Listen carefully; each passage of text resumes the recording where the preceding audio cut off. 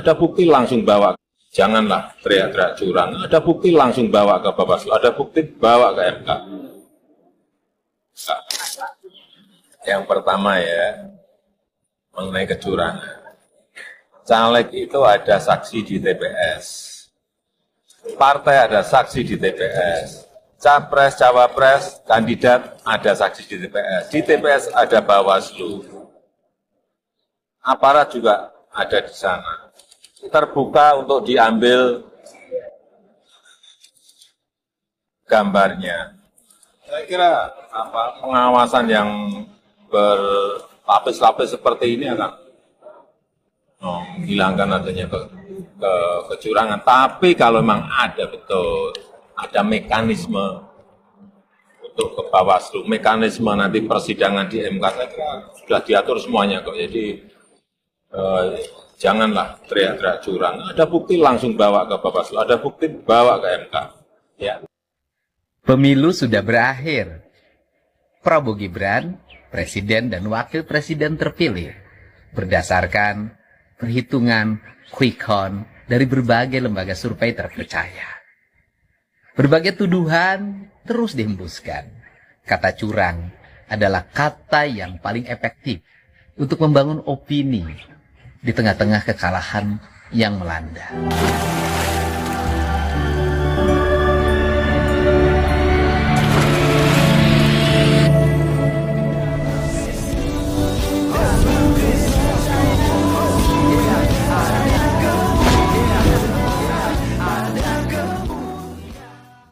Salam Alechem Bisem Yeshua HaMashiach. Salam damai sejahtera di dalam nama Tuhan Yesus Kristus untuk kita semua. Teman-teman sekalian, kita bersyukur di mana beberapa waktu yang lalu bisa terselenggarakan pemilu dengan damai ya, tanpa ada kita lihat ada ya terjadi sesuatu hal yang tidak kita inginkan ya. Dan saya percaya bahwa semua itu adalah doa-doa kita semua karena kita menginginkan yang namanya kedamaian. Dan teman-teman sekalian, tentu juga saat ini kita lihat yang begitu viral soal kemenangan dari ketiga calon presiden ya, yaitu Pak Anies, kemudian Pak Ganjar dan Pak Prabowo.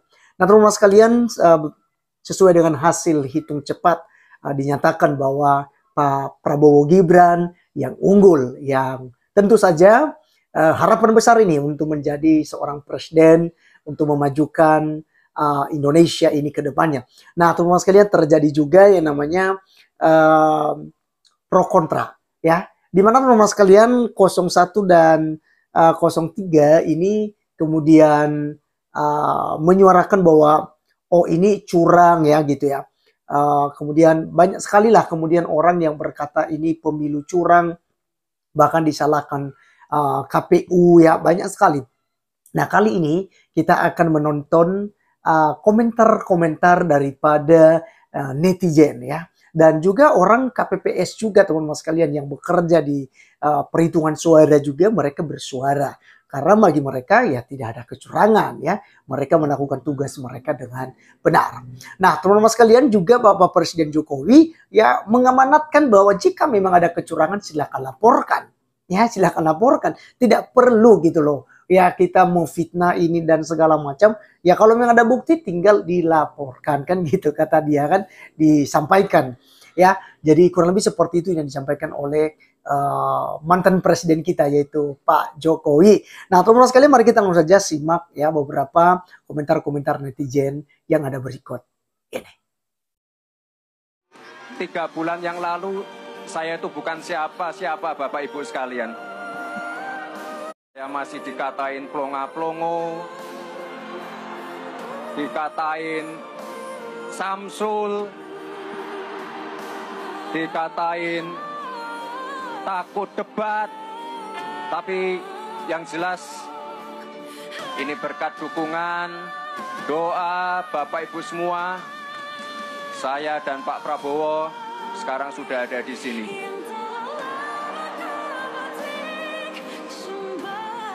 Saya ucapkan terima kasih yang sebesar-besarnya kepada Pak Prabowo yang sudah memberikan ruang untuk anak-anak muda, memberikan ruang bagi kami menjadi bagian dalam perjalanan menuju Indonesia Emas. Ini luar biasa sekali Pak Prabowo sebagai teladan senior yang selalu memberikan guidance untuk kami anak-anak muda.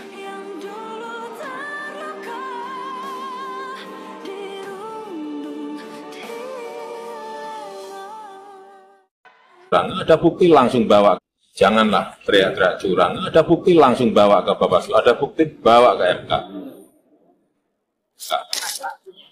Yang pertama ya, mengenai kecurangan. Caleg itu ada saksi di TPS, partai ada saksi di TPS, capres, cawapres, kandidat ada saksi di TPS ada Bawaslu, aparat juga ada di sana. Terbuka untuk diambil gambarnya. Saya kira pengawasan yang berlapis-lapis seperti ini akan menghilangkan adanya kecurangan. Tapi kalau memang ada betul, ada mekanisme untuk ke Bawaslu, mekanisme nanti persidangan di MK, saya kira sudah diatur semuanya kok. Jadi janganlah teriak-teriak curang. Ada bukti langsung bawa ke Bawaslu, ada bukti bawa ke MK. Ya. Pemilu sudah berakhir. Prabowo Gibran, presiden dan wakil presiden terpilih berdasarkan perhitungan quick count dari berbagai lembaga survei terpercaya. Berbagai tuduhan terus dihembuskan. Kata curang adalah kata yang paling efektif untuk membangun opini di tengah-tengah kekalahan yang melanda. Tetapi mari kita pakai logika. Banyak tokoh ternama di negeri ini, calon yang didukungnya kalah di TPS. Pertanyaannya adalah, apakah dia tidak punya akses terhadap ketua TPS-nya? Apakah dia tidak punya akses terhadap para anggotanya?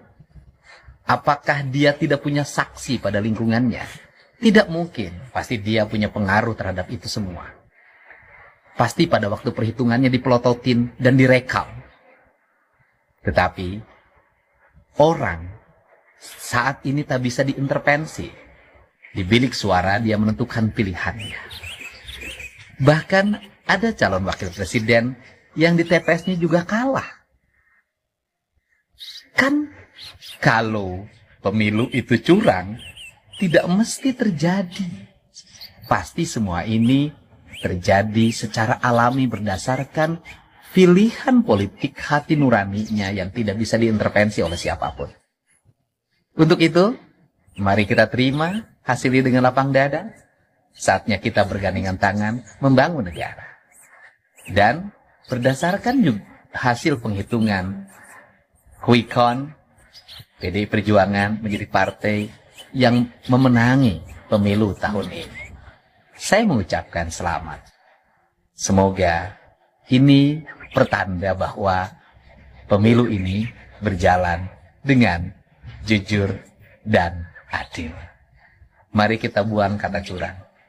Karena itu akan melanda kita manakala nanti kita menang. Pasti diomongin sama orang, kita curang. Terima kasih ya untuk semuanya. Olahraga pagi lebih membahagiakan daripada meratapi diri. Jadi, bagaimana jagoan presiden lu? Nggak naik ya, Anies Baswedan. Nggak naik ya. Jadi bagaimana mi? Begitu mah ikuti mami alurnya presiden. Loyo sekali kok kuliah. Dikalah kak. Menaik Prabowo. Jadi. Anies tidak. Nggak bi, kukira yakin kumanan satu putaran. Yakin yang menang, tapi Allah berkehendak lain. Oh, jadi nu terima jika kekalahan lu ini. Karena kalau tidak mau dikalah, jangan bertarung. Oh, begitu tahu Wadi. Harus begitu. Harus begitu. Berani bertarung, berani dikalah. Ya. Nah, begitu. Ya, begitulah. Kehidupan ada menang, ada kalah. Ada menang, ada kalah. Ada pertemuan, ada perpisahan. Ya. Di situlah kita berpisah. Oke, Ya. lapar. Iya, lapar. Mau makan dulu.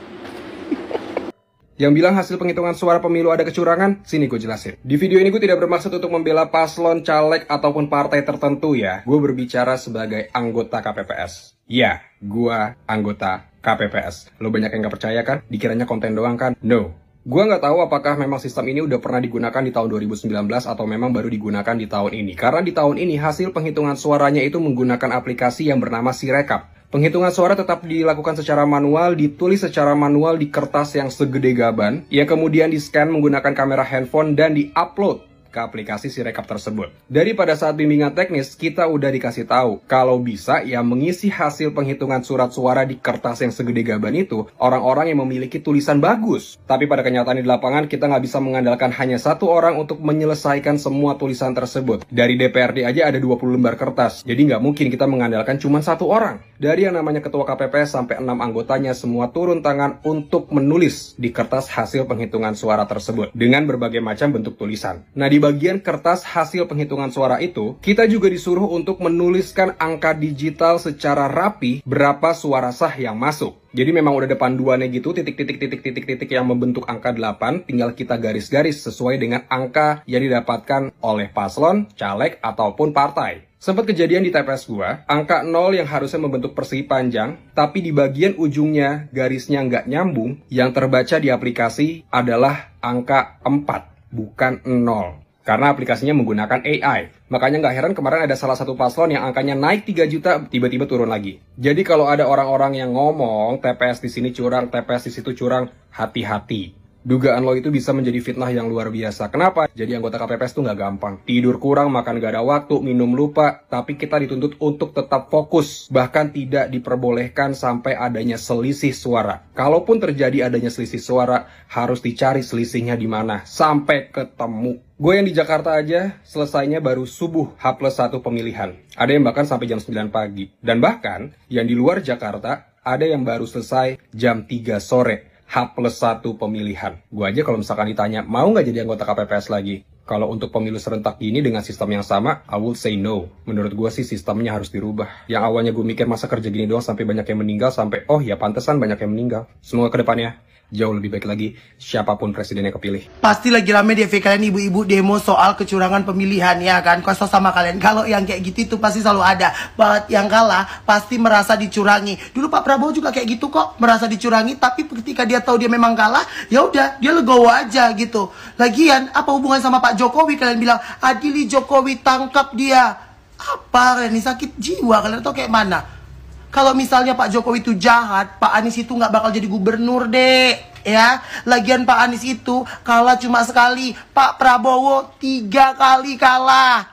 Dan baru sekarang dia menang yang keempat kali. Kenapa? Karena dia bisa ngambil hati rakyat.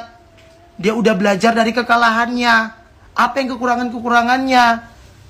Gitu harus kalian ikuti contoh Pak Prabowo. Lagian kemarin juga ada viral loh yang 01 pencoblosi suka-suka nenek moyangnya. Kami sebagai pendukung 02 biasa aja. Lagian kalau misalnya ada kecurangan, lapor sayang ya. Laporkan. Gua kira di TPS gua doang yang milih Prabowo, tapi ternyata faktanya banyak banget dan ternyata unggul.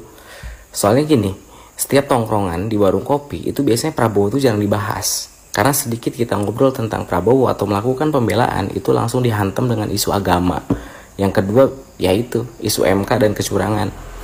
Jadi, kadang kayak kita-kita ini mungkin milih diam dan hanya mengamati dan jadi pendengar yang baik. Tapi, pernah gak sih lo mikir bahwa statement-statement yang kadang keluar itu sifatnya itu sentimental? Mungkin kita milih diam gitu. Coba deh buat para silent majority, gue call out nih. Kira-kira kenapa lo lebih memilih buat jadi seorang silent majority? Dan apakah di TPS lo Prabowo unggul atau enggak? Yuk cek di kolom komentar. Wah, TikTok lagi rame banget nih ngomongin soal silent majority.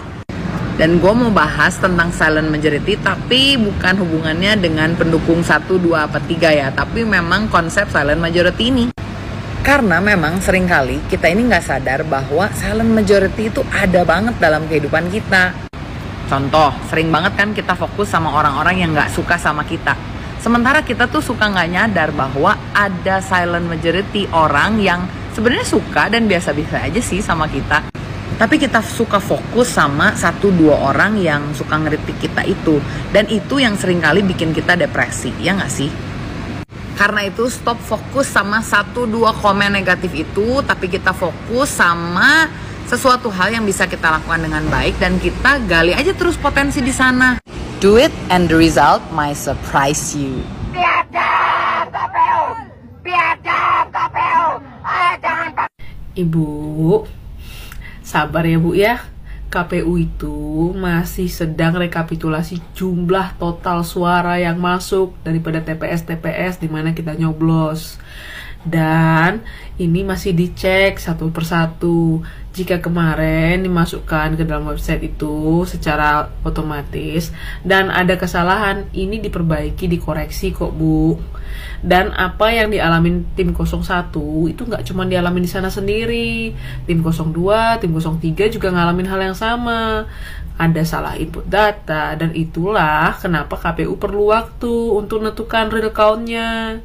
Untuk ngecek lagi supaya hasilnya itu akurat Bu. Jadi bukan KPU yang biadab, tapi ibu yang nggak ngerti bahwa untuk menghitung sekian juta suara supaya tidak salah, supaya hasilnya akurat perlu waktu. Jadi sabar ya Bu ya. Orang sabar disayang sama Tuhan Bu. Udah ya, udah nggak ribut-ribut masalah pemilunya. Udah dong, capek nih, capek saya ini loh ngelihat keributan di mana-mana. Bilang memang ya, memang benar. Yang menang akan merayakan dan yang kalah akan ribut-ribut tentang curang. Curang dari mana? Coba buktikan. Curang dari mana? Kita bisa ngelihat, kita bisa menilai sendiri bahwasannya banyak loh pendukung. Banyak yang menang itu sekarang tuh pendukungnya banyak, di mana-mana ada, bahkan sampai ada yang 83% di salah satu daerah di Sulawesi kalau nggak salah 83% tuh loh. 83% semuanya pada milih 02. Gak ada tuh yang milih 01. Ada sih, tapi sedikit. Cobalah, udahlah, jangan merasa diri itu lebih baik daripada orang lain. Kita nggak pernah tahu orang lain itu pernah ngapain aja dengan Tuhannya. Kita nggak pernah tahu kebaikan apa aja yang pernah dia lakukan. Jangan merasa diri itu lebih baik. Ingat nggak kisah iblis yang diusir dari neraka oleh Allah? Dia merasa diri itu dia itu merasa dirinya lebih baik daripada Adam. Iblis itu taat loh. Iblis itu taat. Iblis itu ibadahnya rajin banget. Iblis itu beriman, iblis itu taat. Tapi karena dia merasa dirinya lebih baik daripada Adam, dia diusir dari surga oleh Allah. Masa kita sebagai manusia loh, kita ini manusia loh, sadarlah kita ini manusia. Oke, itu mama sekalian, itulah komentar-komentar daripada para netizen yang sudah memberikan pendapatnya rumah sekalian, dan itu tidak ada yang salah ya. Itu boleh-boleh saja untuk kita memberikan komentar kita. Nah, di akhir video ini saya mengajak kita semua teman-teman sekalian untuk terus berdoa supaya Pak Presiden kita yang terbaru ya, amin-amin lah ya, Pak Prabowo Gibran yang akan melanjutkan kinerja daripada Pak Presiden Jokowi yang kita kasihi teman-teman sekalian. Ini kita doakan, kita dukung mereka. Dan terlebih kekristenan berharap bahwa di kepemerintahan ya Pak Prabowo dan Gibran tidak lagi ada gereja yang disegel, tidak ada lagi gereja yang dibakar, tidak ada lagi gereja yang dibubarkan ibadahnya. Tidak ada lagi ibadah-ibadah minoritas yang didiskriminasi. Tidak ada lagi terorisme yang mencoba untuk mengadu domba kita. Ya, ini tugas berat mungkin, tetapi kita berharap hal ini. Ya, kiranya presiden terbaru itu memikirkan hal itu. Dan kita sudah melihat teman-teman sekalian kinerja daripada wakil presiden ya yang akan terpilih ini gitu ya, yang sudah terpilih ini gitu ya, yaitu Pak Gibran ketika menjadi wali kota Solo. Luar biasa. Dia mengubah kota Solo dengan ya luar biasa dengan toleransinya. Dan kita percaya bahwa Indonesia juga mereka bisa ubah ya dengan ide-ide cemerlang dari ketuanya. Oleh karena itu teman-teman sekalian, inilah doa kita bersama karena kewajiban kita untuk berdoa bagi Indonesia supaya Indonesia ya tetap jaya, unggul dan juga ya bisa menjadi negara yang benar-benar memperhatikan masyarakat-masyarakatnya. Ya. Jadi kita berharap ya tinggal di negara yang makmur, damai dan penuh ya dengan cinta kasih teman-teman sekalian antar golongan, antar suku dan juga agama nomor satu. Artinya apapun agama kita, tetap kita bersatu di dalam Indonesia ya, di NKRI. Ideologi kita yaitu Pancasila. Baik teman-teman sekalian, sekian video kali ini. Sampai ketemu di video berikutnya. Tuhan Yesus memberkati kita. Salam.